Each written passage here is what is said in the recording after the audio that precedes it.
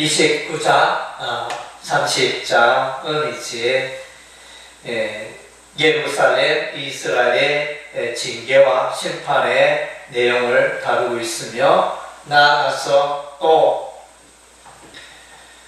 우리 하나님께서 이스라엘을 막대기로 사용하신 아수르 나라를 멸망시키시고 마침내 이스라엘 나라를 회복하시는 그런 내용들로 구성이 되어져 있습니다. 29장 1절에 슬프다 아리엘이여 아리엘이여 다윗이 진친 성읍이여 해마다 절기가 도래오니라. 내가 아리엘을 괴롭게 하리 그가 슬퍼하고 애곡하며 내게 아리엘같이 되리라.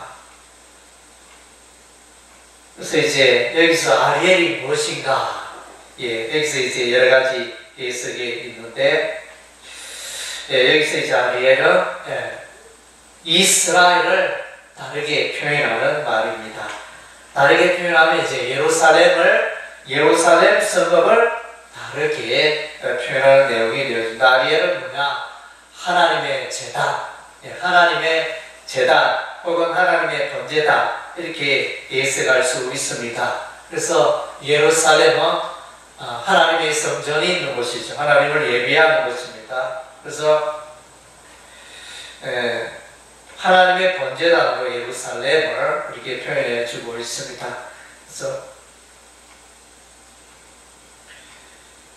그래서 예루살렘을 하나님의 번제단, 또 다윗이 진친 성읍, 다윗의 그때가 있었던 다윗의 성읍 예루살렘, 다윗이 이제 예루살렘을 이제 확보하고 예루살렘의 이스라엘의 그 성읍으로 삼게 됩니다. 그 다윗의 이름이 나오고 하나님의 제단이 나오는 이 예루살렘, 평화의 도시, 하나님의 평화가 임하는 이 예루살렘이 파괴가 됩니다. 하나님께서 징벌하십니다. 3절에 내가 너를 사면으로 둘러 진을 치며 너를 내어 대를 쌓아 너를 치리니. 그래서 예루살렘은 이제 위치가 산 꼭대기에 있는 그런 곳입니다. 높은 위치에 해발 800여 m에 있는 그런 높은 지대에 있는 도시 성읍인데 둘러빼고 삽니다. 그래서 이제 4절에 보면 내가 낮아서 땅에서 말하며 내 말소리가 나저기 티끌에서 난다. 그 다음 이제 티끌에서 짓거린다. 이것은 이제 사망했다 이 말입니다. 많은 사람들이, 예루살렘의 많은 사람들이 전쟁으로 하나님의 심판으로 이렇게 멸망에 이를 것을 말해주고 있습니다. 5절에는 이제 반전이 일어납니다. 그럴지라도 하나님께서는 예루살렘을 친 그 대적을, 그 아수르를 우리 하나님이 치시겠다. 그 바벨론을 우리 하나님께서 치시겠다. 이렇게 말씀해주고 있습니다. 하나님께서 일어나시니 순식간에 그들의 하는 일, 강대국의 아수르가 바벨론이 하는 일이 예루살렘을 향하여 했던 일들이 헛된 일이고, 마치 꿈속에 여러분이 음식을 먹었다 해봅시다. 꿈을 깨면 배가 부릅니까? 아무런 이렇게 효과가 없잖아요. 꿈에 여러분들이 맛있는 과일을 많이 먹었다 합시다. 또 맛있는 음료수를 잔뜩 먹었다가 합시다. 눈을 뜨면 아무 배도 부르지 않고 아무런 변화가. 그런 것처럼 이 강대국, 이스라엘을 친, 예루살렘을 친 그 강대국은 그같이 되리라, 그처럼 만들리라, 우리 하나님께서 이렇게 말씀하십니다.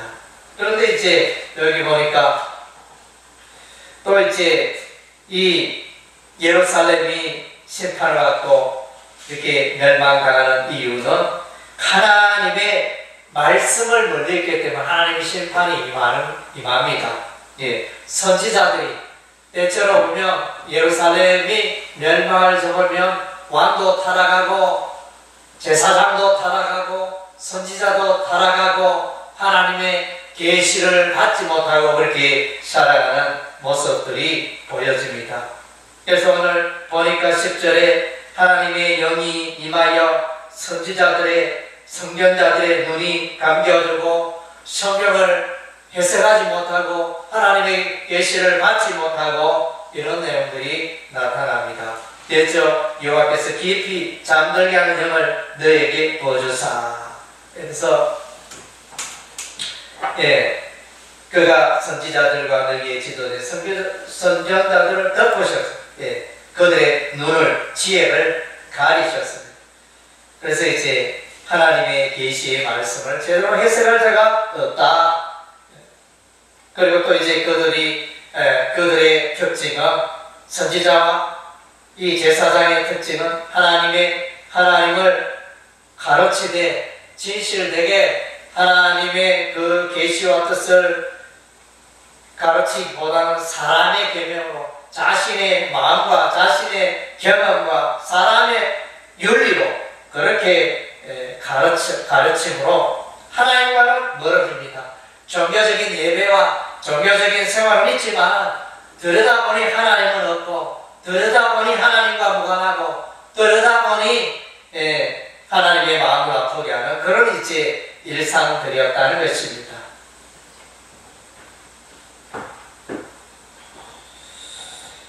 그래서 이들은 이제 하나님의 토기장이 하나님, 절대 주권을 가진 하나님, 역사의 주인이 되시고 이스라엘의 흥망성쇠의 열쇠를 갖고 계시는 그 하나님에 대하여 제대로 알지 못했습니다. 하나님을 경외하지 않았습니다.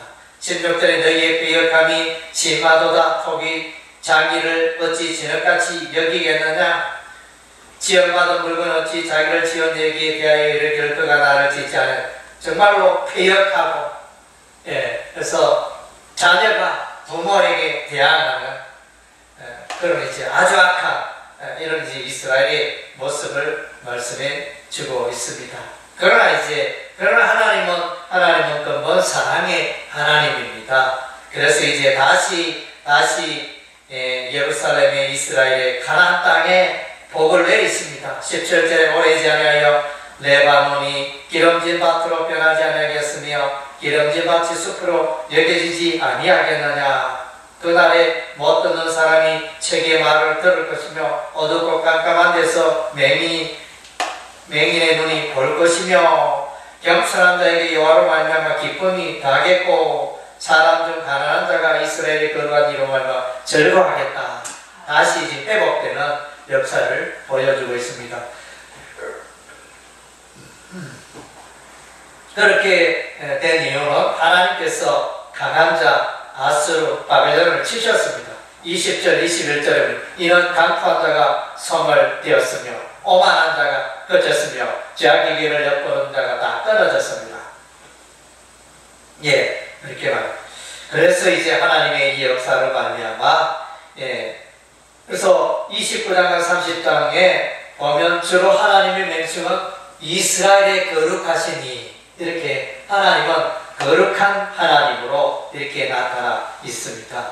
그래서 23절에 보니까 하나님의 크고 놀라운 일들로 말미암아 이스라엘의 백성이 그의 백성이 예루살렘 자손들이 다윗의 자손들이 하나님의 이름을 거룩하다 하며 야곱의 거룩한 일을 거룩하다 하며 이스라엘의 하나님을 경외할 것이며 하나님으로 돌아오는 이런 이제 역사가 거룩한 하나님을 제대로 보고 제대로 예배하고 이렇게 회복되는 장면을 보여주고 있습니다.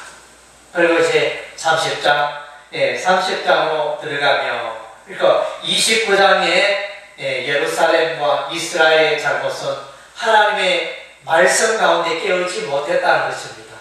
하나님의 계시의 말씀을 알지 못했다는 것입니다.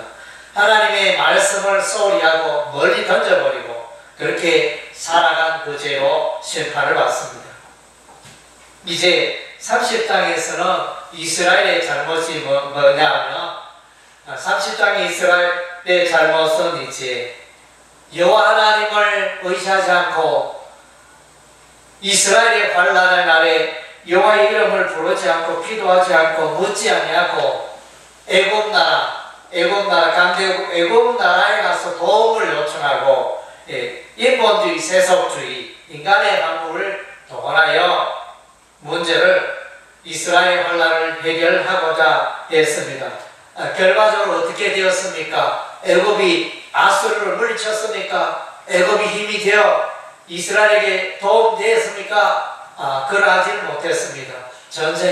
아수르와 전쟁에 대패하여 애굽에서 애굽 나라 그 경계 지점에서부터 160km나 170km나 도망가 후퇴했습니다. 나라를 영토의 상당 부분을 빼앗기고 아수르 군대에게 거의 초토화되다시피 한 그런 결과가 왔습니다. 6절에 보면 그래서 이제 이 애굽의 도움을 요청하기 위하여 많은 나귀와 낙타에 많은 보물을 싣고 그렇게 위험한 땅, 그 광야에는 위험합니다. 광야에는 암사자가 있고 수사자가 있고 독사가 있고 날아다니는 불뱀이 있는 위험하고 공고한 그 광야의 땅을 생명을 물고 지나서 애굽에게 나아갑니다. 그러나 이제 애굽은 가만히 앉은 나으리라. 그래서 애굽은 움직이지 않고 아수르가 너무 무섭고 강하니까 벌벌벌 떨고 함부로 이렇게 이스라엘을 돕지 못하는 그런 이제 겁쟁이 나라가 되어 버렸습니다. 그래서 이제 이 패역한 백성들, 그래서 이 국가적인 이스라엘의 관람의 날에 이들이 해야 될 것은 하나님을 찾는 일입니다. 15절에 주 여호와 이스라엘이 걸어가신 이가 여치 말씀이되 너희가 돌이켜 조용히 있어야 구원을 얻을 것이요 잠잠하고 신뢰해야 힘을 얻을 것이요 너희가 원하지 않아요. 그러니까 하나님을 바라봐야 돼요. 자꾸 이스라엘 백성들은 그들이 우리가 무엇을 할 수 있을까? 그들이 무엇을 할 수 있을까? 방법을 연구하고 지혜를 짜고 했지만 그걸로 되지 않습니다. 하나님의 이름을 부르고 하나님의 도움을 요청해야 하는 것입니다. 그것을 하지 못하였습니다. 잠잠히 구원의 하나님을, 능력의 하나님을, 창조의 하나님을 그래서 불러야 하는 것입니다. 불러야 하는, 기도해야 되는데 이스라엘은 그러하지 못했습니다. 그래서 그들은 다 도망가고 쫓기고 도망가고 숨고 그래서 형편없는 삶이 되었습니다.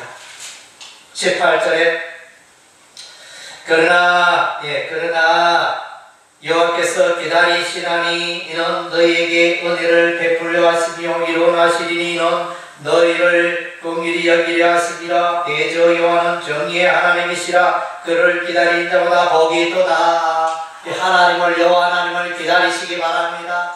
우리는 내 삶의 일이 보이고 잘 안 될 때, 혹은 우리의 삶의 환경이 힘들고 어려울 때 너무나 낙담하고 포기하고 자꾸 이제 인간적인 지혜와 인간적인 경험과 인간적인 방법을 동원합니다. 어려운 순간에 여러분 주의 이름을 부르시길 바랍니다. 하나님을 바라보고 이런 환경이 왜 나에게, 우리에게, 우리 교회에, 우리 가정에 왔는가 생각하면서 잠잠히 하나님을 낭망하며 또 하나님의 그 지혜와 뜻을 기다리며 또 하나님의 그 도움을 잠잠히 기다리는 것이 우리 인생의 지혜인 것입니다. 그래서 우리가 그걸 잘해야 돼요. 우리 하나님의 백성들은 늘 하나님 앞에 엎드리고 하나님의 이름을 부르고 그렇게 해야 하는 것입니다. 그래서 이스라엘 백성, 특별히 히스기야 왕 때 애굽 나라에 사신을 보내어서 아수르가 위험하니 우리를 도우시라 이렇게 하여 평화 조약을 맺고 서로 이제 상호 방위 조약을 맺고 그렇게 했지만 아무 소용이 없으면 도움이 안 되었습니다. 그래서 하나님을 찾아야 하는 것입니다. 하나님께서는 그러나 이러한 중에 은혜를 베풀어 주십니다. 20절에 주께서 너에게 환난의 떡과 고생의 물을 주시나. 그래서 지금 엄청 이스라엘의 환난과 고생의 삶을, 전쟁의 어려움을 겪고 있지만 하나님께서 내 서성은 다시 숨기지 않으시니 내 눈이 내 서성을 볼 것이며 너희가 오른쪽으로 치우든 왼쪽으로 치우든 내 뒤에서 말소리가 내 귀에 들려 이것이 바른 길이요 너희는 이리로 가라 할 것이며. 그래서 이제 이 부분은 이제 선지자, 이 서성은 이제 선지자를 의미한다. 통상 일반적으로 그렇게 해석을 합니다.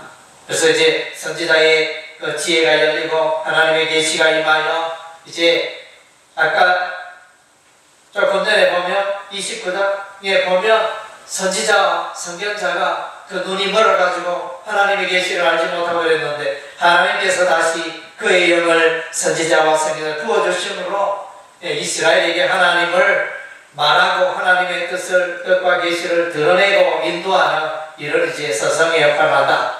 그렇게 이제 1차적으로 해석할 수 있고 2차적으로는 이제 이 서성은 하나님을 말한다. 혹은 성령님을 말한다. 혹은 예수님을 말한다. 이렇게 해석할 수 있습니다. 그래서 성령님께서는 교육을 하시잖아요. 우리가 요한복음 14장과 요한복음 16장에 보면 성령님은 오셔서 그의 백성을 지도하고 깨닫게 하고 예수를 알게 하고 그래서 교육하는 그런 일들을 성령께서 하십니다. 그런 의미에서 성령님이 서성이 되신다. 이렇게 할 수도 있습니다. 또 예수님이 서성이 되신다. 이렇게 할 수도 있습니다.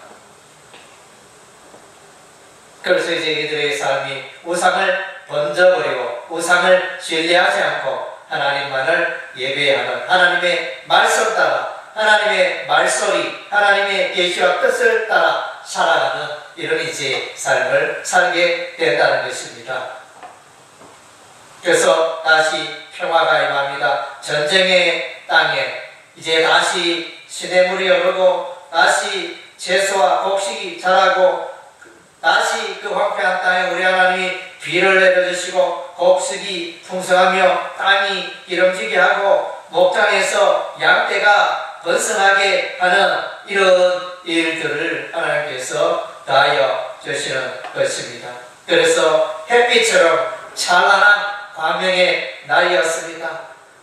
얼마 전에는 빽빽한 구름, 흑암의 구름으로 말미암아 비통하고 슬프고 그런 날들이었는데 이제는 그 빽빽한 먹구름이 다 지나가고 다 사라지고 하나님의 햇빛이 7배나 찬란하게 비치는 그런 이제 예루살렘 이스라엘이 된 것입니다. 희망이 가득 찬 이스라엘의 모습을 보게 됩니다. 이스라엘의 반석에 계신 하나님을 찾습니다. 29절에 너희가 거룩한 절기를 지키는 밤에 하듯이 노래할 것이며 피리를 불며 여호와의 산으로 와서 이스라엘 반석의 하나님께로 나아갈 것이다. 마음의 즐거움으로 가득할 것이다.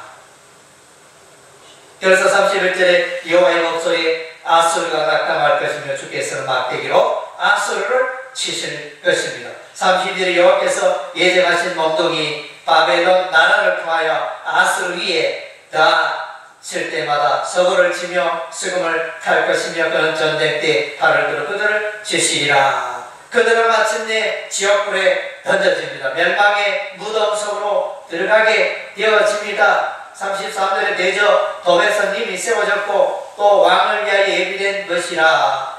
깊고 넓게 하였고 거기에 불과 많은 나무가 있은즉 여호와의 호흡이 유황 개천 같아서 이를 쌓으시리라. 하나님께서 강한 군대 아수르 군대를 예루살렘의 그 남서쪽에 있는 흰놈의 골짜기 그 화장터에 많은 대적들이 무너지고 살라지고 무덤이 되게 하는 이런 일들을 행하시는 것입니다. 누가 하셨습니까? 이 일을 누가 하셨습니까? 여호와 하나님께서 이스라엘에 거룩하신 여호와 하나님께서 그렇게 하셨습니다. 이스라엘은 애국을 가서 아수르 군대를 물리쳐달라고 부탁을 했지만 되지 않았습니다. 조금도 보탬이 되지 않았습니다. 그러나 이제 하나님께서 이제 이 아수르를 먹구름 사라지듯이 물러가게 하셨습니다. 예, 애굽이 그렇게 한 게 아니고 우리 하나님께서 아수르 군대를 물리치고 햇빛 같은 날로 풍요의 날로 평화의 날로 바꾸어 주신 것입니다. 할렐루야. 예, 그래서 우리는 늘 우리의 삶에 어떤 일이 있을지라도 하나님을 의지하고 하나님의 이름을 부르고 의지하고 믿음으로 나아갈 때 하나님의 뜻과 계시를 구하고 그 가운데 우리가 나아갈 때 햇빛같이 찬란한 날이 우리에게 다가올 것입니다. 할렐루야. 아멘. 우리 찬양하게